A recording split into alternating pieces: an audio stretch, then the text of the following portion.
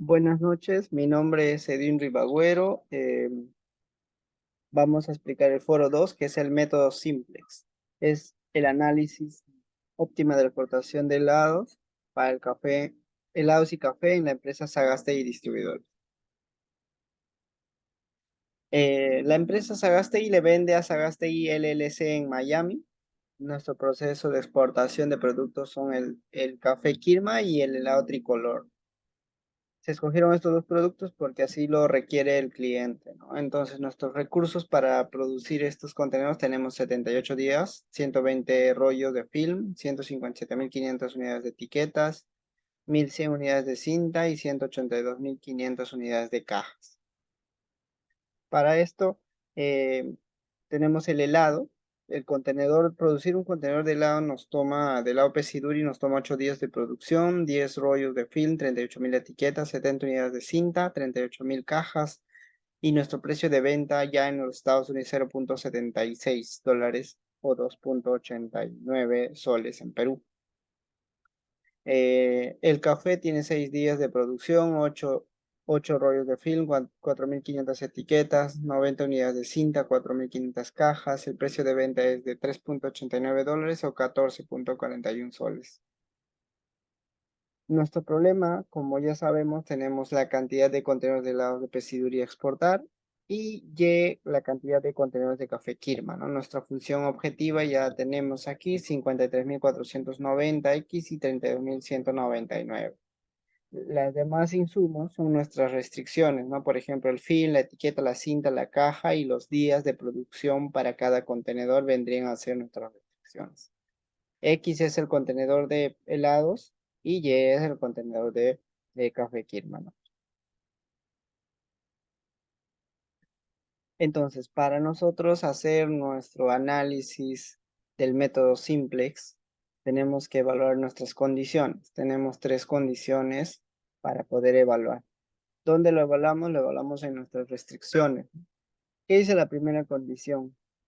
Que los términos del lado derecho de las restricciones deben ser mayor o igual a 0. Es decir, nuestras restricciones son 5, ¿no? 5 insumos que usamos, 5 restricciones. 10x más 8y menor o igual a 120. ¿Qué quiere decir? El lado derecho 120 es mayor o igual a 0, correcto, cumple. Y así sucesivamente, cada restricción cumple con la primera condición. Ahora, la segunda restricción dice que todas las restricciones deben ser, o todas nuestras restricciones deben ser en forma de igualdad, ¿no?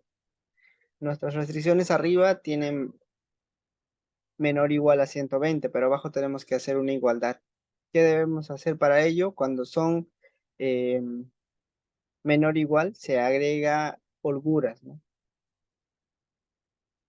En este caso, nuestra función maximizar, que vendría a ser nuestra función objetiva, para igualarlo a 0 debemos cambiar de posición. Al momento de cambiar, cambia de signo también, ¿no? ¿No? Por ejemplo, X, 53.490 es negativo y 32.199Y también es negativo. ¿Y qué le agregamos? Nuestras holguras. Pero ¿cuántas holguras debemos agregar? Vamos a agregarla dependiendo de la cantidad de restricciones que tenemos, ¿no? En este caso tenemos 5, por eso agregamos 5 holguras. Y al final lo igualamos a 0.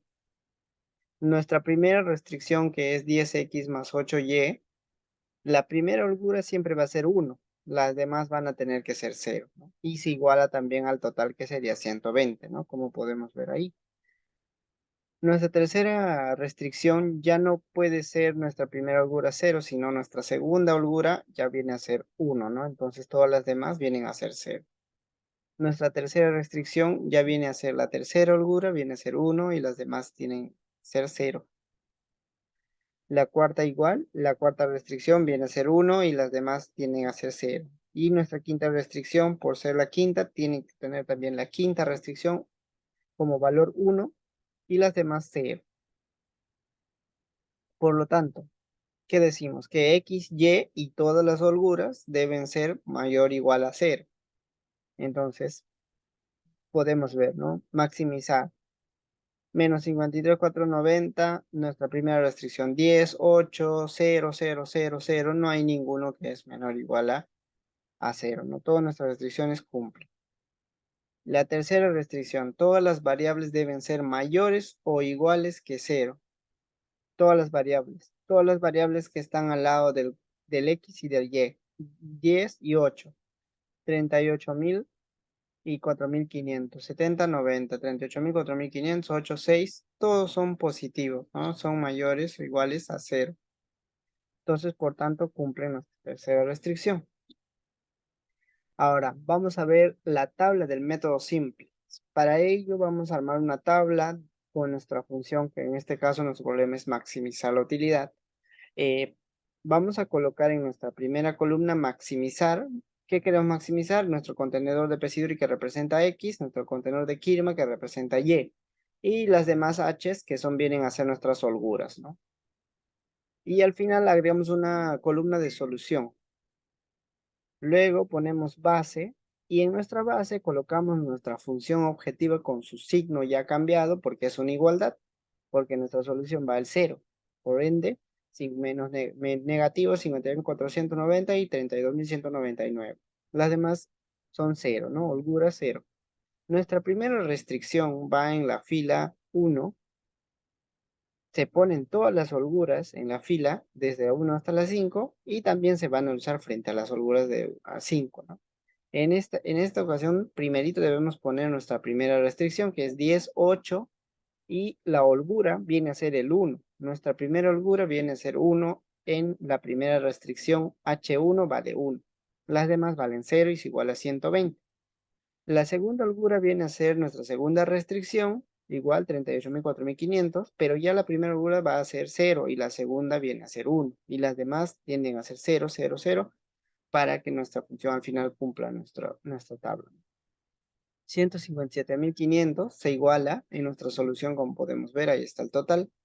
Igual nuestra tercera restricción, por ejemplo, es 70, 90, 0, 0, pero acá ya viene a ser la holgura 3, viene a ser 1. Las demás tienden a ser 0 y el total es 1.100.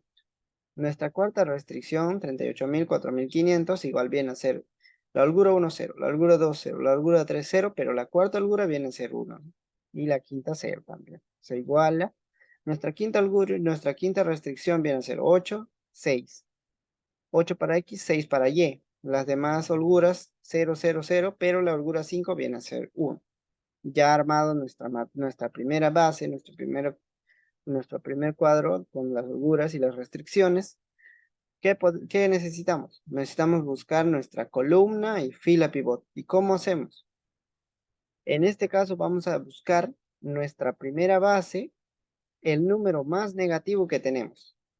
¿Cuál es el número más negativo que tenemos? 53.490. Menos 53.490 es mucho menor que 32.000, ¿no? Entonces, elegimos que X es nuestra columna pivot.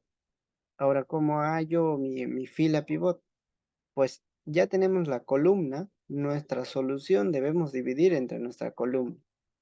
120 entre 10 viene a ser 12. Y así sucesiva. Cada restricción vamos dividiendo. Y aquí vamos a escoger el menor valor para elegir nuestra fila, que vendría a ser 4,1 o 4.1, que vendría a ser la fila H2, holgura 2, que vendría a ser 38.000, 4.500. Para X y para Y vendría a ser nuestra fila pivot. Ahora, ¿qué hacemos con esto? Ya tenemos nuestra fila y nuestra columna. Tenemos que encontrar nuestro valor pivot, ¿no? Que sería 38.000, porque es la intersección entre la fila y la columna. Una vez encontrado nuestro valor pivot, que es 38.000, ya podemos seguir trabajando con la base 2. En la base 2 agregamos nuestra base, agregamos 5 filas más y ponemos, ¿no? Porque aquí H1 se mantiene, ¿no? Pero ¿por qué X cambia? ¿Por qué? Porque en nuestra columna X y en nuestra fila también encontramos la columna pivot que vendría a ser X, ¿no? Por tanto, este valor ingresa aquí, X ingresa y sale H2. H2 sale, ¿no? Entonces ingresa X y todas las demás siguen, ¿no? H3, H4 y H5, ¿no? Ahora, ¿qué hacemos con nuestro valor pivot en la base 2? tenemos que volverle 1. Entonces empezamos por eso, ¿no? ¿Cómo hacemos para volver nuestro valor pivot a 1? Lo que tenemos que hacer es dividir nuestro valor pivot entre un número que le dividido le dé 1, ¿no? Sería el mismo número. Entonces nos da 1. Ya está, ya encontramos X. Ahora, ¿cómo encontramos Y, H? Hacemos lo mismo, ¿no? Dividimos entre el mismo número y, por ejemplo, aquí dividimos 1 entre 38.000. Aquí dividimos, aquí dividimos nuestro 1 entre 38.000 nos da 1, ¿no? Aquí dividimos, por ejemplo, 38.000, 1 entre 4.500 mm, y nos sale 0. Ok, una vez dividido esto, ya tenemos nuestra columna X. ¿Cómo hacemos para tener H1, H3 y H4 y H5? Todos estos valores nos tienen que salir 0. Una vez que no, o sea, ya te encontramos el 1, todos los demás valores tienen que salir 0, ¿no? Es una de las restricciones que nos da esta tabla. Entonces, ¿qué hacemos? A ver, en H1 para que nos dé 0, le tenemos que hacer, multiplicamos, ¿no? X, que es 1, que ya tenemos, 1 por 10 sería 10. Entonces, ¿qué le sumamos? Un menos 10 para que nos dé 0. Entonces eso ya nos da 0, ¿no? Y hacemos lo mismo para la base, hacemos lo mismo para H3, H4 y H5.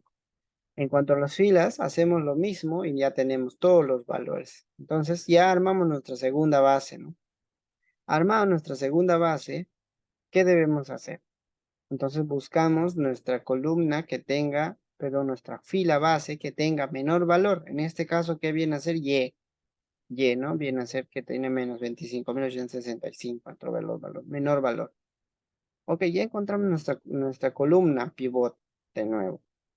Ahora, ¿qué debemos encontrar? Nuestra fila. Para encontrar nuestra fila, debemos dividir nuestra solución entre nuestra columna pivot. Y hacemos el mismo proceso que arriba, ¿no? Dividimos 79 entre 7. Dividimos 4,1 entre 0. Dividimos 810 entre 82. Dividimos, ¿no? 25.000 entre 0. Dividimos 45 entre 5. Entonces, el 0 no se puede tomar pese a que es el menor valor porque no nos ayudaría a poder resolver, ¿no? Ahí quedaría nuestro 0. No se toma ningún 0. Entonces, por ende, nuestro menor valor vendría a ser 8,9. Entonces ya tenemos nuestra fila y columna pivot. Y ahora nuestro número pivot vendría a ser el 5, ¿no? Ya tenemos nuestra fila pivot de la segunda base. Ahora, pero ¿por qué seguimos trabajando? Porque nos dice que cuando en la base las variables X y Y o nuestro contenedor Pesidur y nuestro contenedor de Kirman bien tienen valores ceros, ya no continúa o el algoritmo termina. Entonces aquí todavía tenemos un valor y tenemos que continuar. Armamos una base nueva y entonces ya tenemos nuestro número pivot. ¿Y qué hacemos? Debemos dividirle o tenemos que sacarle un valor 1, ¿no? Para ello, dividimos nuestro valor, que sería nuestro valor pivot entre un número que dividido nos dé 1, que es el mismo valor. Entre sí mismo nos da 1. Todas las demás tienen que salir 0. Por ende, ¿qué hacemos? Por ejemplo, aquí, ¿no? En H4 sería 1 por 82 menos 82, 0. Eso sería para H3. Para H1, por ejemplo, sería, ¿no? H1. Ponemos 1, que es nuestro número Y, 1 por 7, 7, menos 7, 0. Entonces ya tenemos todos con 0, 0, 0. Hacemos lo mismo a la derecha y a la izquierda, ¿no? Y ya tenemos todos los valores, ¿no? También tanto en la base, tanto en la columna, en la fila, ¿no? Al final nuestra solución nos sale 451.250.8125. Pero, ¿qué podemos decir? Que, por ejemplo, X y Y ya son ceros, entonces nuestro algoritmo termina. ¿Qué podemos decir? Que nuestra base es nuestra mayor utilidad que podemos obtener. X significaría el número de contenedores de Pesiduri, que vendrían a ser 3,1, que sería 3. Y vendría a ser el número de contenedores de Kirma, que es 8,9, serían 8. No se puede producir un contenedor y un poco más, ¿no? Tiene que ser completo o si no 8. Por ende, tenemos nuestra solución objetiva y nuestra máxima utilidad.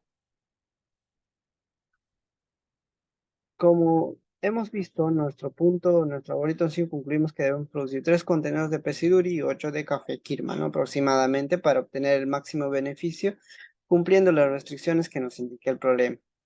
¿Cuánto sería la utilidad máxima? 451.250.80, lo que viene a ser nuestra base final del método simplex, ¿no? Nuestra fuente de información, pues viene a ser la entrevista al experto que trabaja en la empresa Sagasta y nuestro PPT de clases del IOPE. Gracias, eso sería todo.